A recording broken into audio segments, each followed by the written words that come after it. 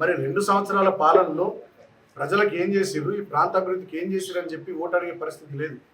మేము బాజాప్తా పాంప్లెట్లు తీసినాం. మేము కన్నీరు పెడుతున్న చెన్నూరు, కన్నీరు పెడుతున్న కేతన్పల్లి అని పాంప్లెట్లు తీసినాం. మా హయాంలో జరిగిన అభివృద్ధి పనులు ఫోటోగ్రాఫ్స్తో సహా పాంప్లెట్లో వేసినాం. మేము ఎన్ని కోట్ల నిధులు తీసుకొచ్చినామో ఆ పాంప్లెట్లో రాసినాం. మరి ఇప్పటికి వివేక్ గారు ఒక కరపత్రం తీయాలి. మేము కరపత్రం తీసినాం కదా, మా పాలన మీద, మేము చేసిన అభివృద్ధి పనుల మీద, తెచ్చిన నిధుల మీద ఫోటోగ్రాఫ్స్ వివరాలతో సహా మేము కరపత్రాలు తీసినాం. మరి నిజంగా మీరు ఈ 2 నెలలలో, ఈ 3వ సంవత్సరం పాలనలో మీరు ఎంతమందికి ఎంత సహాయం చేసిర్రు, ఎన్ని కోట్ల నిధులు ఈ ప్రాంతానికి తీసుకొచ్చారు ఈ మున్సిపాలిటీల అభివృద్ధికి, అదేవిధంగా ఎంతమందికి ఎన్ని సంక్షేమ కార్యక్రమాలు అందించారో ఆ వివరాలతో మీరు కూడా కరపత్రం తీయొచ్చు కదా. తీయలే. 2 ఏళ్ళు గుర్తుకు రాలే. ఏ కులానికి సంఘ భవనం కట్టేయాలని గుర్తుకు రాలే.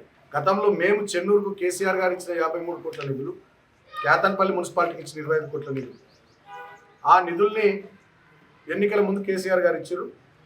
మేము అన్ని ప్రపోజల్స్ తయారు చేసి పనులు మొదలుపెట్టి టెండర్లు పిలిచే స్టేజ్కి వచ్చేసరికి ఎలక్షన్ కోడ్ వచ్చి ఎంసీసీ వచ్చి ఆగిపోయింది. మోడల్ కోడ్ ఆఫ్ కండక్ట్ వచ్చి ఆగిపోయింది.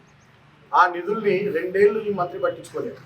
ఇప్పుడు మేము తిరుగుడు మొదలుపెట్టాక ఎన్నికల నోటిఫికేషన్ వస్తున్న తరుణంలో ఆ నిధుల్ని మాడిఫై చేసి 2 మున్సిపాలిటీల్లో శిలాఫలకాలు వేసి, ఎక్కడ లేని కంకర కుప్పలు ఇలా కేతన్పల్లిలో, చెన్నూరు పట్టణంలో కనబడుతున్నాయి. ఎక్కడ లేని ఉసుకే కుప్పలు, ఎక్కడ తిరగని బండ్లు ఇక్కడనే తిరుగుతున్నాయి.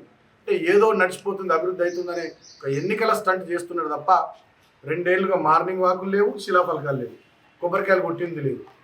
ఇప్పుడు ఫస్ట్ టైం మున్సిపల్ ఎన్నికలు వచ్చినాయి కాబట్టి ఇవాళ ఈ రకమైనటువంటి కథలు చేస్తూ ఉన్నారు.